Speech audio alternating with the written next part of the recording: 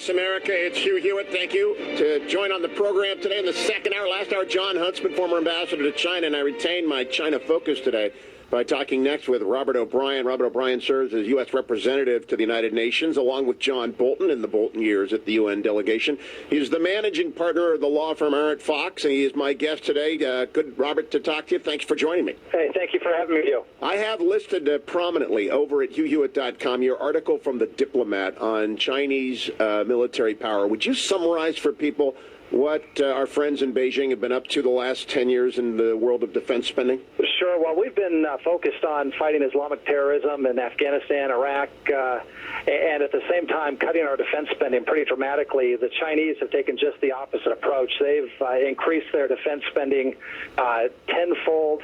They're putting together a naval strategy that is intend to basically take control of the Eastern Pacific, and they're putting together a military that's going to be commensurate with their economic power. They intend to be a military superpower and challenge the United States. Now, Robert O'Brien, when I talked to Governor Huntsman about this, he recognized their surge in defense spending, but he also pointed out their domestic security budget is much larger, that when they put an aircraft carrier out there, they're going to wake up their neighbors, that there's a tremendous amount of infrastructure to be developed, et cetera. In other words, he didn't say this, but I heard him saying, don't get too worried about the PRC right now. Your response to that? Look, the PRC has said what they're going to do. They intend to be the power in the Eastern Pacific. They've told their neighbors that they control the East China Sea, the South China Sea, the Yellow Sea, that's all Chinese territory, irrespective of the fact that their neighbors, whether it be Korea or Japan or the Philippines, have islands or coastlines along those seas. They've said they're going to take those areas over and turn them into a Chinese Caribbean. They're building a massive navy. They've got one aircraft carrier that'll be launched in the next month. They're building two more. They've announced that they'd like to add two more nuclear carriers to that. But it's not just the fact that they're building their capability. The Chinese are being incredibly assertive, and that's the word that the Japanese just used last week in their new defense white paper about enforcing their claims.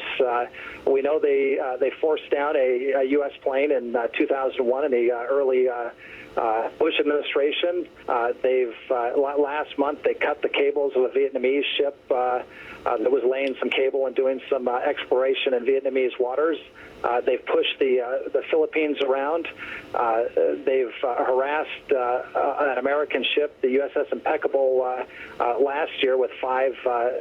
They call these fishing trawlers, but they're very sturdy ships. They surrounded our ship that was at the time in the South China Sea and attempted to cause it harm.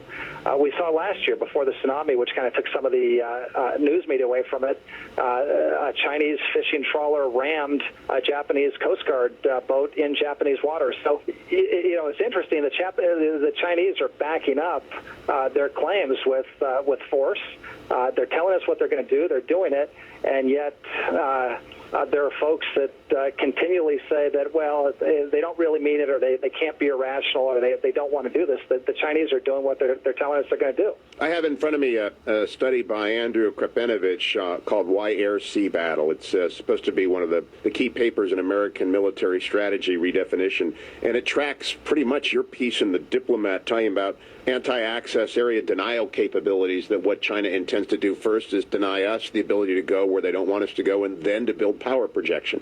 In light of that, what did you make of the deficit deal, Robert O'Brien, and what it does to our defense budget? It's a real serious concern. First of all, folks forget that the initial $400 billion defense cuts that were announced last year were something that Secretary Gates warned against time and time again as he was doing his goodbye tour with our allies at the Pentagon. He said, we can't afford $400 billion in cuts. We are now looking at an additional $600 billion in defense cuts. And with the stage 2 of this Obama-Reid deal that went through. Now, the idea that the super committee is going to agree to raise taxes just isn't the case. I can't imagine any tax increase getting through the House. It shouldn't get through the House, and that means that there are going to be draconian cuts to the U.S. defense budget. It's looking now like about $600 billion. Secretary Panetta came out yesterday and basically acknowledged that it'll be catastrophic.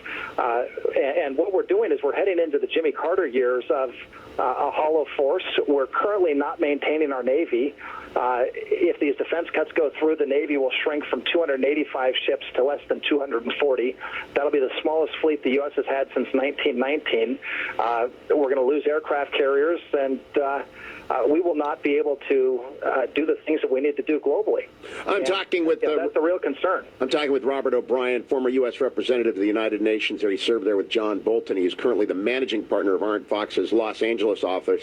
By the way, if you want to follow Robert on Twitter, and I think you ought to, it's Robert C. O'Brien, Robert C. O-B-R-I-E-N, Robert C. O'Brien.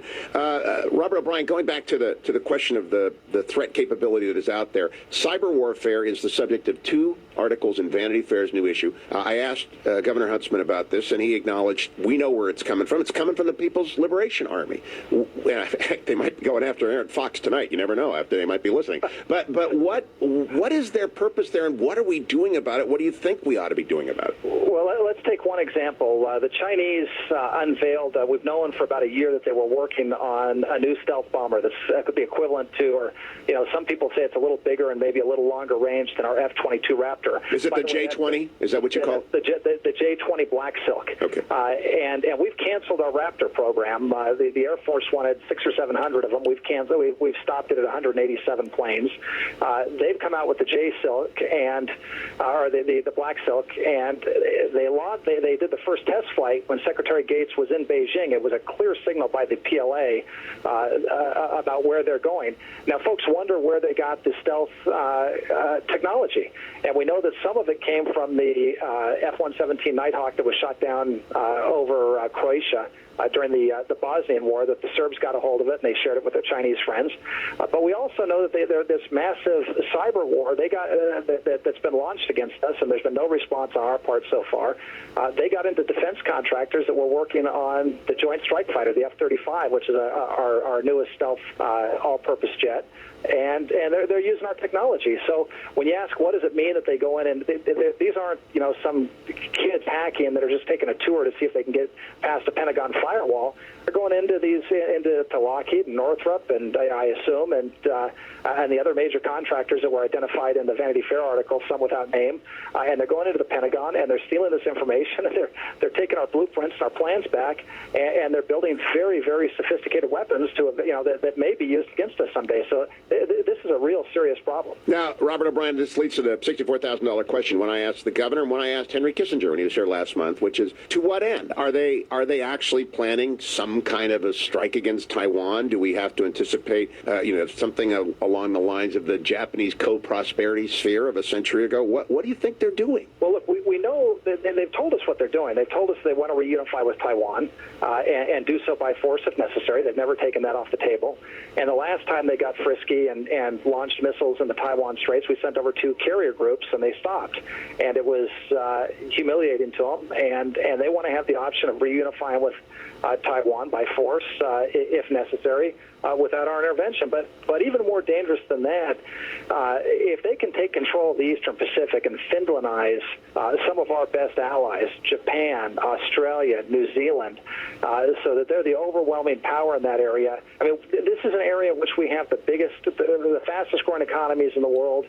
You've got Korea, you've got Japan, you've got Southeast Asia, Singapore. If China becomes the dominant power in that area, it's going to be to our detriment. Boy, that's a term I haven't heard in a long time. You better explain in our last minute, Robert O'Brien, what Finlandize means to our younger audience.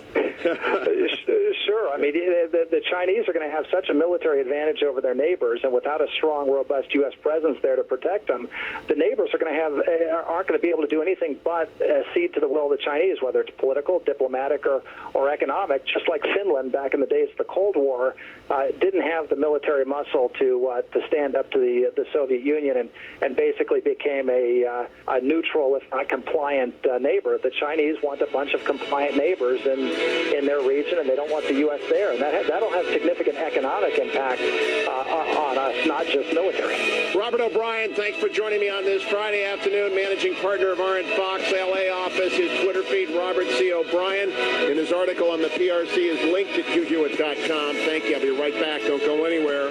Brian Westbury is next on the Hugh Hewitt Show.